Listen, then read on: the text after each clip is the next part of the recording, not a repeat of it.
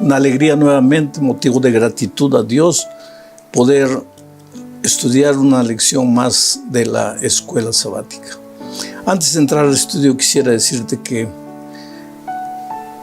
las personas no llegan a su destino glorioso, no alcanzan sus sueños porque un día fracasaron. No, nadie deja de ser victorioso porque fracasó. En otras palabras, los grandes victoriosos de la historia, todos ellos fracasaron en algún momento, pero sacaron lecciones de los fracasos, sacudieron el polvo de la derrota y continuaron adelante. Tú, además de todo, tienes un Dios poderoso que no conoce derrota. Muchas veces fracasamos por nuestros deslices humanos, pero el dolor nos ayuda a reflexionar y a corregir lo que hay que corregir y a emprender nuevos desafíos. Vamos a la lección número 2 para el 11 de enero del año 2025. El título de la lección, Amor Pactual. Y el propósito de la lección es mostrarnos que aunque el amor de Dios es gratuito y es infinito por nosotros, cuando nosotros recibimos ese amor se refleja en nuestra vida. ¿De qué manera? Mostrándole amor a Dios y amor a nuestros semejantes. Quiere decir que si yo digo que amo a Dios, pero no extiendo la mano a los que sufren a mi lado, entonces ese amor de Dios es apenas teoría y no es una experiencia viva. Vamos a la primera parte de este estudio bajo el subtítulo de El amor eterno de Dios.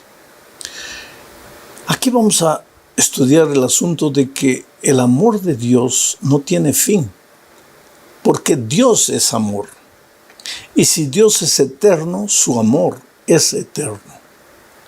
Por lo tanto, cuando alguien piensa que si el hombre se porta mal, Dios lo va a dejar de amar, está completamente equivocado.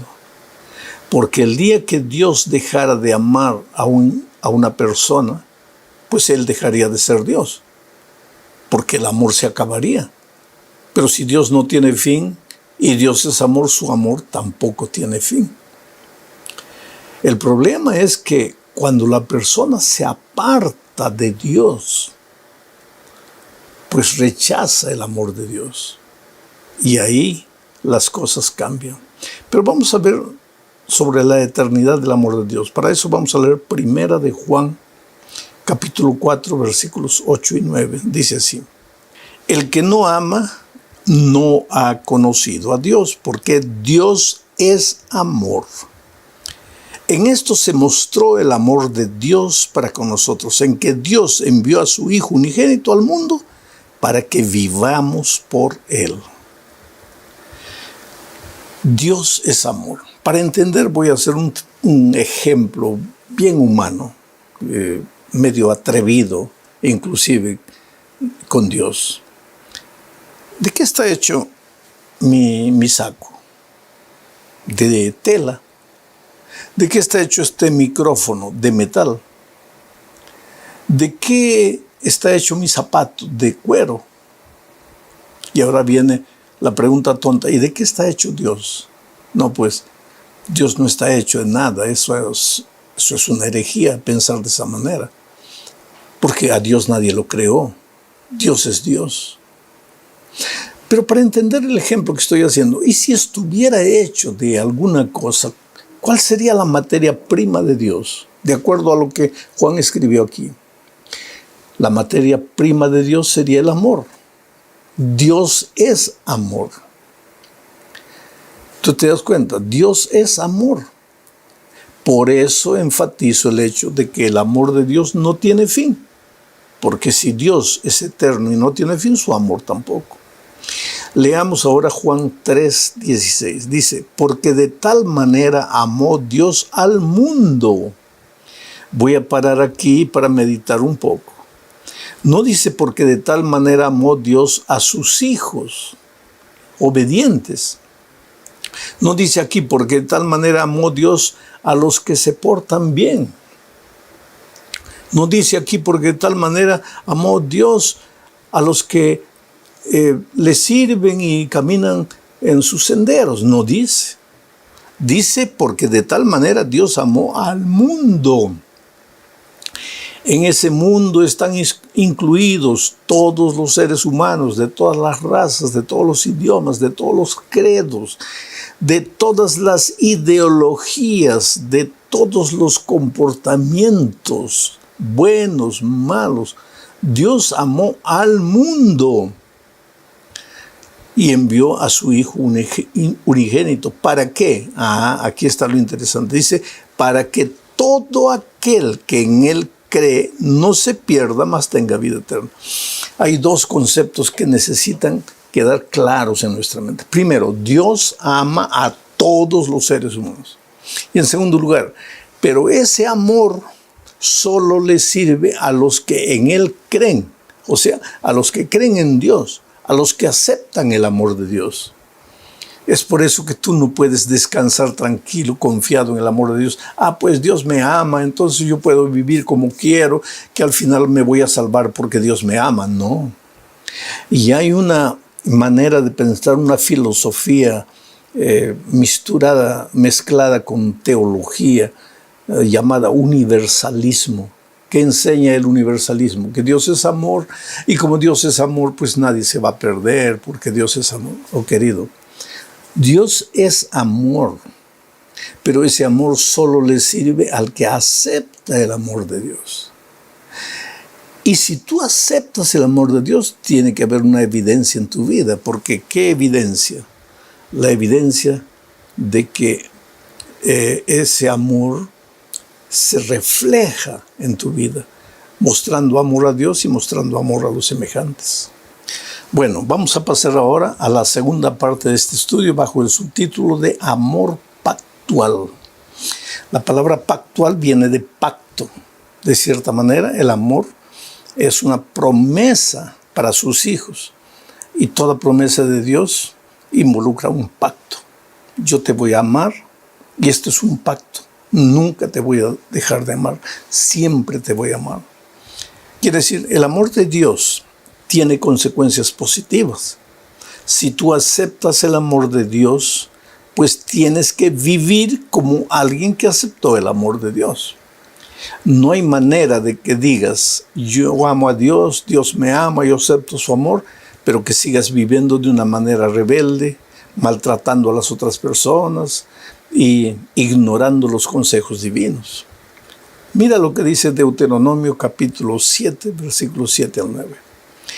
No por ser vosotros, está escribiendo Dios para el pueblo de Israel, y les dice, no por ser vosotros más que todos los pueblos, os ha querido Jehová y os ha escogido, pues vosotros erais el más insignificante de todos los pueblos, sino por cuanto Jehová os amó y quiso guardar el juramento que juró a vuestros padres, os ha sacado Jehová con mano poderosa y os ha rescatado de servidumbre, de la mano de Faraón, rey de Egipto.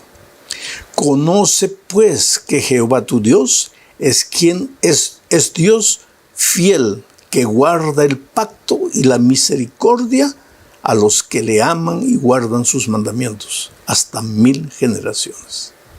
Vamos a entender lo que dice aquí Deuteronomio. Dice así, Dios te ama, oh Israel, pero no te ama porque tú tengas alguna cualidad especial. No te ama porque tú seas el más grande, el más poderoso de los pueblos. Te ama porque le ha prometido a tus padres que siempre te amará, que nunca dejará de amarte. Pero si has recibido mi amor, entonces vive como alguien que ha recibido mi amor. Sé diferente de los otros, de las otras culturas, de la gente que no conoce mi amor y que no respeta ni acepta mi amor. Voy a volver a leer esta última parte que dice, conoce pues que Jehová tu Dios es Dios. Dios fiel. ¿Fiel a qué? A su promesa, que guarda el pacto y la misericordia a los que le aman y guardan sus mandamientos. No quiere decir que Dios solo da su amor al que lo ama y guarda sus mandamientos. Lo que está queriendo decir es que si has recibido el amor de Dios, lógicamente lo amarás y guardarás sus mandamientos. Se demuestra que has recibido el amor de Dios cuando amas a Dios y guardas sus mandamientos. El amor de Dios por ti es de esa manera. Vamos a la tercera parte de este estudio hablando de una relación condicional. Mira, el agua solo te quita la sed si la tomas. El agua es como el amor de Dios. Vamos a decir que estás en el desierto, muriendo de sed. Ya tienes los labios partidos, estás una semana sin beber, ya al borde de la muerte. Labios partidos. Y yo aparezco y te coloco un vaso de agua.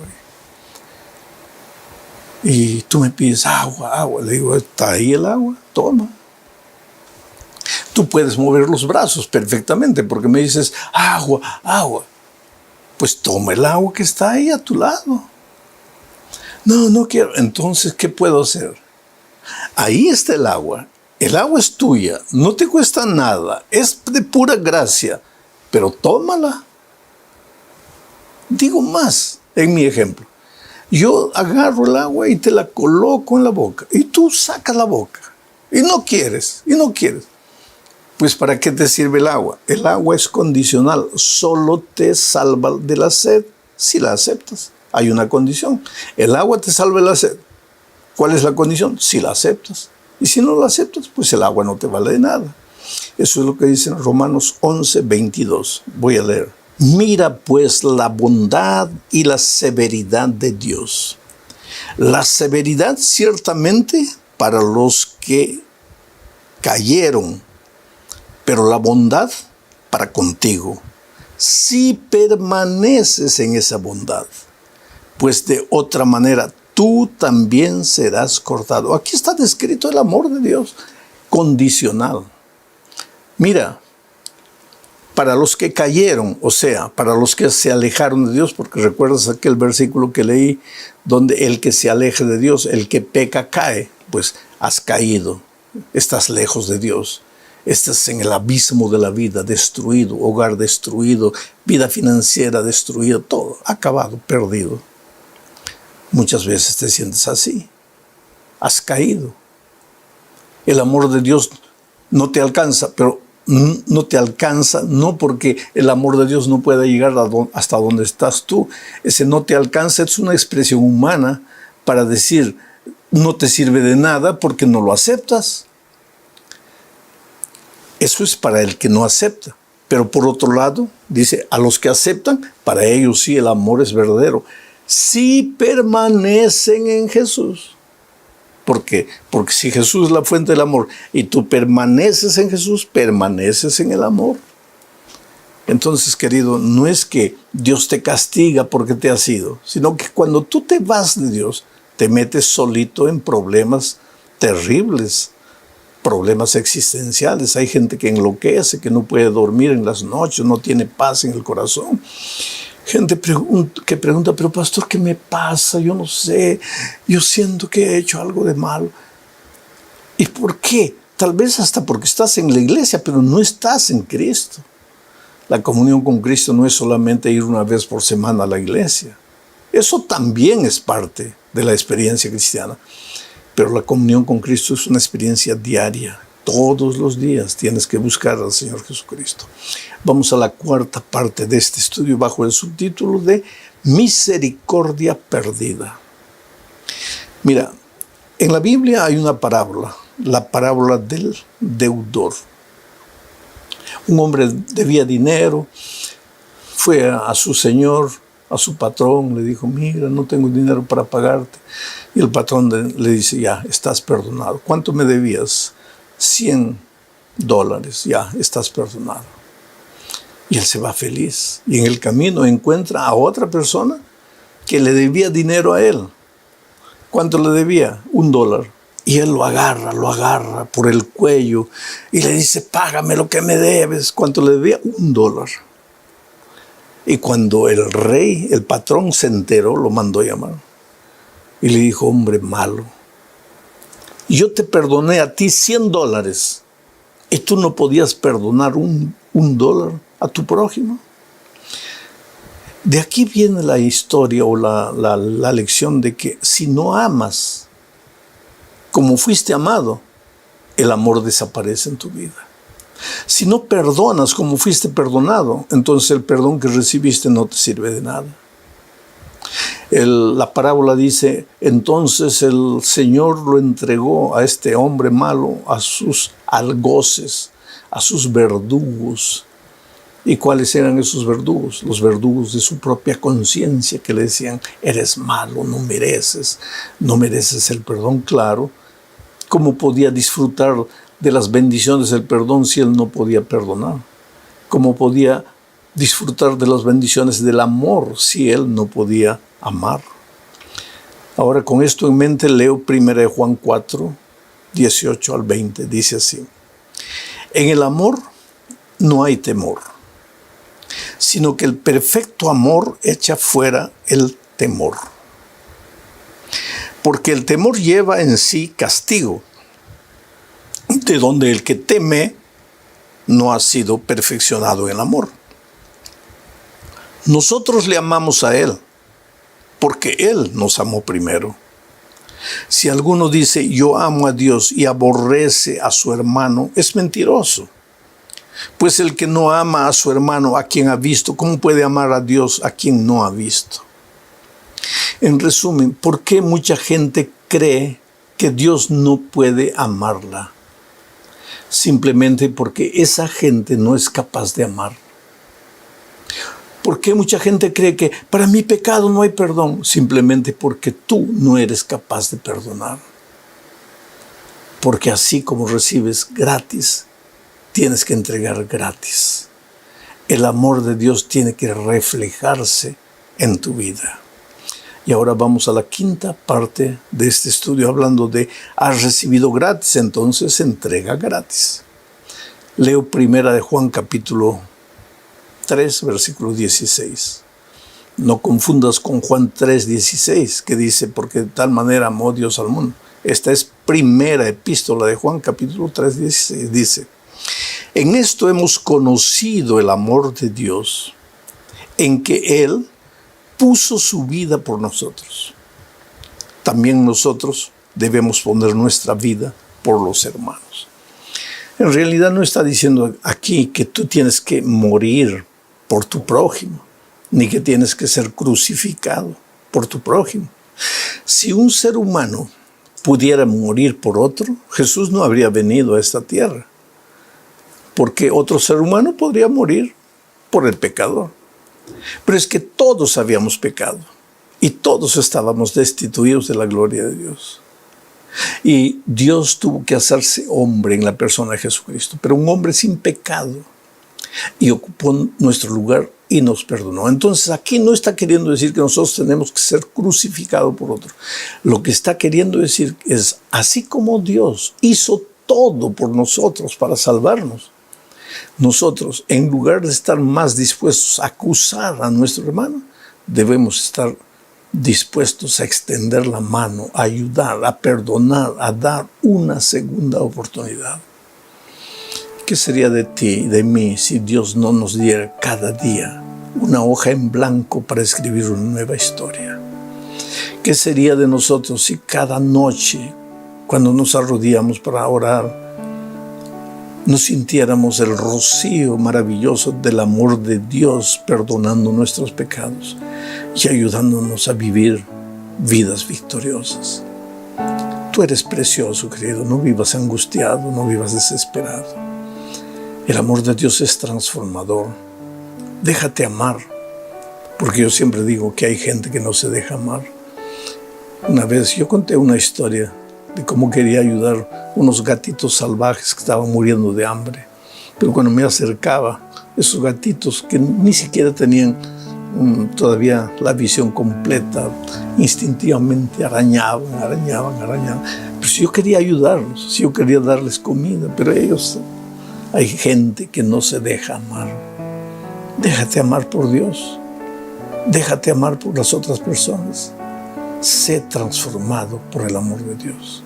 Un amor incondicional, pero un amor pactual, en el sentido de que si dices que has recibido el amor de Dios se reflejará en tu vida. Un abrazo, querido. Feliz semana. Alegría, nuevamente estamos aquí juntos para estudiar la lección número 3 para el 18 de enero del año 2025. El título de la lección de esta semana es Para agradar a Dios. Y el propósito es mostrarnos que aunque nosotros somos seres humanos imperfectos, después de la caída de Adán y Eva en el pecado, pues el carácter de Dios se deformó en nosotros. Somos egoístas por naturaleza, luchamos toda la vida contra nuestro carácter deformado. Ese carácter nos mete en problemas en el trabajo, en la familia, hasta en la iglesia. Entonces, aunque nosotros somos imperfectos, Dios se agrada. A Dios le gusta ver esta pobre intención humana de amarle. Él se agrada cuando una persona acepta su amor, cuando se deja amar por Él. ¿Por qué? Porque su amor es transformador. Y si la persona se deja amar por Dios, lógicamente que su vida va a ser transformada. Entonces vamos a la primera parte de este estudio bajo el título de Más valioso de lo que tú puedes imaginar. Hay una frase que se ha hecho prácticamente característica en mi ministerio. Cuando digo, tú eres lo más precioso que Dios tiene en esta vida. Con tus defectos, con tus errores, tú eres la cosa más linda que Dios tiene. Esto no es frase mía. Esto fue sacado de la Biblia. Porque cuando yo voy a las Sagradas Escrituras, descubro que el ser humano es lo más precioso que Dios puede tener en esta tierra. Y Él expresa ese amor de muchas maneras.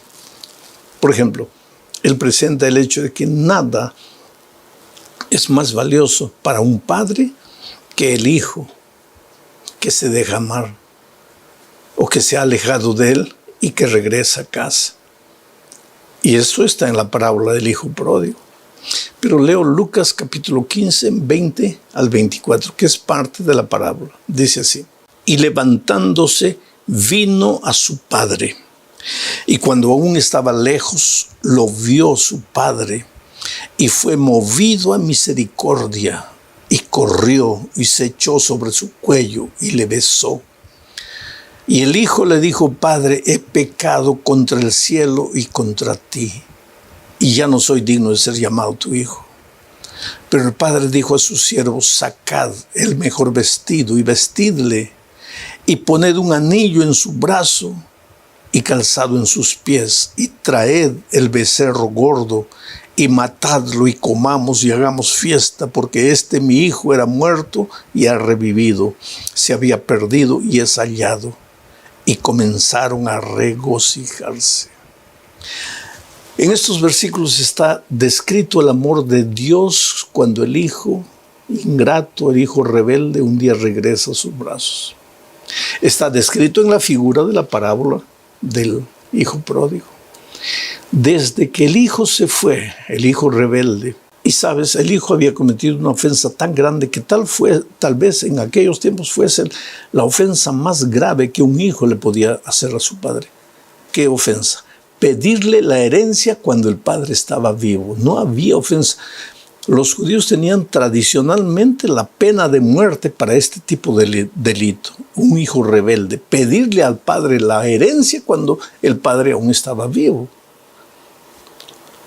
El hijo se fue. Pero la sierva de Dios dice que desde que el hijo se fue, el padre se quedó en el balcón de la casa contemplando el horizonte, con la esperanza de que un día el hijo vuelva. Oh querido, si tú estás lejos de Dios y lejos de la iglesia, quiero que sepas que Dios te espera. que desde que te fuiste Dios nunca dejó de esperarte, que su espíritu va atrás de ti a buscarte, que te llama de las maneras a veces más inimaginables, te llama con amor, te llama con ternura, muchas veces permite que la vida te golpee, mas por tras de eso está el llamado de Dios a ti. Y eso fue lo que sucedió con el hijo. El chiquero de puerco, sin tener que comer, pensó, volveré a casa. Tantos jornaleros en la casa de mi padre tienen que comer, yo aquí muriendo de hambre. No, volveré, le diré, Padre, he pecado contra ti. Y volvió. Pero cuando el padre lo contempló a lo lejos, salió corriendo y lo abrazó, lo cubrió con sus brazos, lo abrazó, lo besó. El hijo estaba inmundo, ropas salpicadas de estiércol de puerco, cabello desgreñado, barba, los piojos cayendo por ahí, inmundo, sucio, inmerecedor. Los judíos podrían apedrearlo por haber pedido la herencia al padre mientras el padre estaba vivo. Por eso el padre lo abrazó, lo protegió, lo cuidó. Quiere decir, si apedrean a mi hijo, primero me van a apedrear a mí. Ese es el amor de Dios por el hijo. No por el hijo bueno, sino por el hijo rebelde. ¿Quiere decir que el hijo bueno no agrada a Dios? Claro que lo agrada. Pero hay mucha alegría en el corazón de Dios, en el reino de los cielos, entre los ángeles, cuando un pecador se arrepiente, cuando un pecador reconoce que ha estado caminando mal y decide regresar al Señor Jesucristo. Tú eres precioso a los ojos de Dios, no te olvides de eso. Vamos a la segunda parte. El regocijo de Dios. Aquí veremos que el Señor se regocija al ver no solo el regreso de sus hijos, sino la restauración del hijo que se ha ido, del pueblo rebelde. Porque el pecado destruye, el pecado hiere, el pecado deforma, el pecado ensucia. Entonces, cuando el hijo regresa, hay todo un proceso de restauración. Dios tiene que limpiar lo que el pecado ensució. Dios tiene que enseñarte a vivir de nuevo porque has vivido en los caminos del mal, haciendo el mal. Veamos lo que dice Sofonías 3:17. Jehová está en medio de ti, medio de ti. Mira, a Dios no le gusta estar a los lados, le gusta estar en el medio de su pueblo, en el corazón de su pueblo. Jehová está en medio de ti, poderoso. Él te salvará, se gozará sobre ti con alegría, callará de amor, se regocijará sobre ti con cánticos. Él te salvará. La palabra salvar en el original tiene el sentido no solo de rescatar, sino de curar, de restaurar. ¿Cuántas veces yo encuentro gente herida por el pecado? Un día en un aeropuerto me encontré con una persona que estaba lejos de Dios. Me abrazó y empezó a llorar y no sabía qué sucedía. Me dice, pastor, ayúdeme. Estoy tan lejos, quisiera volver, pero no puedo. Estoy perdido, pastor, me siento perdido. Y la gente pasaba por ahí y él no percibía lo que estaba haciendo y todos miraban extrañados. ¿Por qué me abrazaba y por qué lloraba ese hombre? En realidad no quería abrazarme a mí ni llorar en mis hombros. Él quería abrazar a Jesús, llorar en los hombros de Jesús, porque aunque estés lejos de Jesús, hay nostalgia de Jesús en tu corazón. Tú saliste de las manos de Dios, lejos de Dios, nunca estarás feliz. Necesitas regresar, necesitas devolverte. Y cuando regresas, pues se comienza el proceso de restauración. Por eso digo, el Señor te entrega una página nueva en blanco. Todo lo que has escrito ya no vale, a la basura. Quemado, borrado para siempre. Ahora vas a escribir una nueva historia. Y Él te toma de la mano y te ayuda a escribir esa nueva historia. No fuerza tu voluntad, porque Dios te dio libertad para escoger lo que sea. Pero Él te ayuda, Él te inspira, Él te acompaña, Él no te abandona, Él no te deja solo. Dicho esto, vamos a la tercera parte. ¿Cómo podemos complacer a Dios nosotros, seres humanos? ¿Podemos complacer a Dios? Veamos lo que dice Isaías 43, 4 y 5. Porque a mis ojos fuiste de gran estima, fuiste honorable y yo te amé. Daré pues hombres por ti y naciones por tu vida. No temas, porque yo estoy contigo. Del oriente traeré tu generación y del occidente te recogeré. Estas palabras Dios habló a su pueblo cuando el pueblo estaba esparcido por los 4 rincones de la tierra.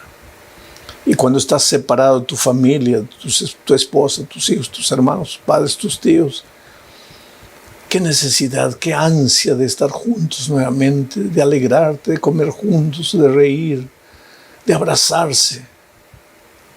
Pero para el pueblo de Dios no había esperanza. Sin embargo, Dios le promete, hijo, yo te traeré. Yo te traeré. Si tú me entregas tu corazón, si tú aceptas mi oferta de amor, ¿qué dice ahí? Yo te amé. Y si te amé, pues yo te daré. Daré hombres por ti, naciones por tu vida. No temas, yo estoy contigo. Ahora veamos lo que dice Proverbios 15, 8 y 9. El sacrificio de los impíos es abominación a Jehová, mas la oración de los rectos es su gozo. Abominación es a Jehová el camino del impío, mas él ama al que sigue justicia. Este es un paralelismo bíblico. Te voy a explicar lo que es el paralelismo bíblico. En el paralelismo, la primera frase dice una cosa. La segunda frase explica lo que la primera frase dijo. La tercera frase da un concepto. La cuarta frase explica lo que la tercera frase dijo. Ahora vamos a entender lo que este paralelismo quiere decir. La primera frase, el sacrificio de los impíos es abominación a Jehová. O sea, cuando tú no aceptas el amor de Dios, cuando tú estás lejos de Dios, tú puedes hacer lo que sea, hacer el sacrificio que tú quieras, eso es abominación para Dios. Viene la explicación, pero la oración de los rectos es su gozo. Quiere decir que cuando tú te arrepientes, que cuando tú reconoces que estás andando mal, y cuando tú clamas a Dios por su amor, y cuando tú oras a Dios, reconociendo tus caminos de rebeldía, eso para Dios es gozo, es alegría. Quiere decir que sí, el pecador puede causar gozo y alegría al corazón de Dios a pesar de su situación, desde el momento que reconozca su rebeldía y clame a Dios y acepte el amor de Dios.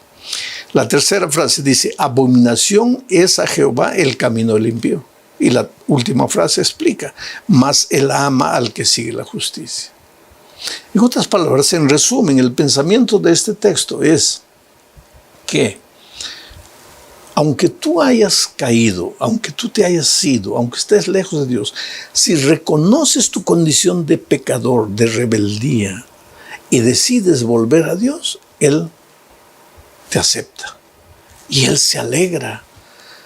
No hay momento de mayor alegría para Dios que cuando el Hijo de Dios reconoce que necesita del amor de Dios. Vamos a la cuarta parte. Bajo el subtítulo de Piedras Vivas. En realidad aquí lo que el autor de la lección de la escuela sabática está queriendo decir es responder la pregunta de cómo podemos agradar a Dios. Y Hebreos 11:6 dice lo siguiente: pero sin fe es imposible agradar a Dios. Voy a parar aquí un poco para explicar la palabra imposible. ¿Qué es imposible? Para que tengas un concepto bien real y concreto de la palabra imposible, te digo, toma un balde de agua y coloca la cabeza y mantén la cabeza dentro del balde de agua 1 hora. Eso es imposible. 1 minuto tal vez. Los que han desarrollado la capacidad pulmonar tal vez 3 minutos. 5 minutos. ¿Quién sabe? Un poco más después de eso. O te ahogas o te mueres. Te mueres porque tu cabeza no resiste. Tu pulmón sin oxígeno no resiste. Si insistes en permanecer ahí debajo del agua, corres riesgo de muerte. Entonces, tener la cabeza dentro del agua 1 hora es imposible. Bueno, eso es imposible. Ahora, Pablo dice aquí que cuando no ejercitas la fe, ¿qué es la fe? La confianza en Dios. ¿Qué es la confianza? Solo puedes confiar en una persona a quien tú conoces, a quien tú crees de alguna manera que puedes confiar, porque te inspira amor, te inspira seguridad, te inspira confianza. Sin fe es imposible agradar a Dios. ¿Y cómo Dios va a estar feliz cuando Él te da todo su amor, te ofrece todo su amor, te promete su amor? Su amor es un pacto de amor para ti. Pero tú lo rechazas, tú no lo aceptas, tú no quieres. Entonces, pues, Dios se queda triste. Sigo leyendo el texto. Porque sin fe es imposible agradar a Dios, porque es necesario que el que se acerca a Dios crea que le hay y que es galardonador de los que le buscan, que le hay amor. Si te acercas a Dios con la confianza de que en Dios hay perdón, hay amor, hay salvación, hay restauración, entonces pues vas a recibir el galardón. ¿Por qué? Porque buscaste a Dios. Entonces, en otras palabras, ¿cuál es la razón para confiar en Dios? ¿Cuál es la razón para tener fe en Dios? Romanos 5:8 responde eso diciendo: mas Dios muestra su amor para con nosotros en que siendo aún pecadores, Cristo murió por nosotros. Esta es la razón. Si cuando eras un pecador en tus pecados Dios te amaba, ahora que sientes el deseo de volver a Dios, ahora que reflexionas y percibes tu rebeldía, ¿cómo es que Dios no te va a amar? Entonces no tengas miedo de regresar a Él. Saca de tu cabeza la idea de que no, Dios no me va a aceptar porque yo ya me he ido demasiado lejos, porque ya he hecho demasiadas cosas feas. No, tú puedes venir trayendo a Dios tu pasado, como sea. Él se encarga de limpiar, de restaurar, de salvar, de curar. ¿Y cuál es el resultado de recibir el amor de Dios? Romanos 8:1 dice: ahora pues, ninguna condenación hay para los que están en Cristo Jesús, los que no andan conforme a la carne, sino conforme al Espíritu. Ya no hay condenación. Y si ya no hay condenación, ya no hay esa inseguridad, estaré perdido, acabó, ya no hay condenación. ¿Para quiénes? Para los que están en Cristo Jesús. ¿Y por qué están en Cristo Jesús? Porque han regresado a Jesús y porque permanecen a Jesús. ¿Y cuál es la evidencia de que permanecen en Jesús? Caminan conforme al Espíritu, ya no caminan conforme a la carne. Simple y maravilloso. El amor de Dios no solo perdona, sino que restaura y transforma. Y terminamos este estudio hablando de un objetivo digno. Quiere decir, ¿cómo debemos acercarnos a Dios para aceptar su amor? Leamos Marcos capítulo 9, 23 al 25. Esta historia sucedió después del monte de la transfiguración, cuando Jesús bajó al valle. Un padre había traído su hija endemoniada y su hijo endemoniado, y los discípulos no podían expulsar al demonio. Entonces leo el texto, dice así: Jesús le dijo: si puedes creer, al que cree todo le es posible. E inmediatamente el padre del muchacho clamó y dijo: creo, ayuda mi incredulidad. Y cuando Jesús vio que la multitud se agolpaba, reprendió al espíritu inmundo, diciéndole: espíritu mudo y sordo, yo te mando, sal de él y no entres más en él. Te doy una explicación final. Este padre había llevado a su muchacho que estaba poseído por el demonio y los discípulos no podían expulsarlo. Entonces Jesús pidió al padre que se acercara y le preguntó, ¿tú crees que tu hijo puede ser liberado? Y él era un hombre sin mucha fe, sin mucha confianza, sin mucha capacidad de creer. Pero dijo, Señor, yo creo, ayuda mi incredulidad. En otras palabras, yo creo, pero no creo, Señor, pero tú ayúdame, ten piedad de mí. En una ocasión yo salí después de la predicación y en la puerta afuera encontré un hombre corpulento, alto, llorando como un niño. Me acerqué de él y cuando me reconoció me abrazó y me dijo, pastor, mi vida está destruida. Yo necesito a Dios en mi vida, pero no creo en Dios. Yo necesito creer en Dios, pero no puedo creer en Él, porque desde niño me han enseñado que Él no existe. Pastor, por favor, ayúdeme a creer. Qué triste realidad. Personas cuya vida está hecha pedazos, que necesitan creer en Dios, pero la cabeza está tan llena de filosofías, de pensamientos existencialistas, que no tienen la capacidad de caer de rodillas y decir, Señor, te necesito. ¿Quién eres tú? Necesitas de Jesús.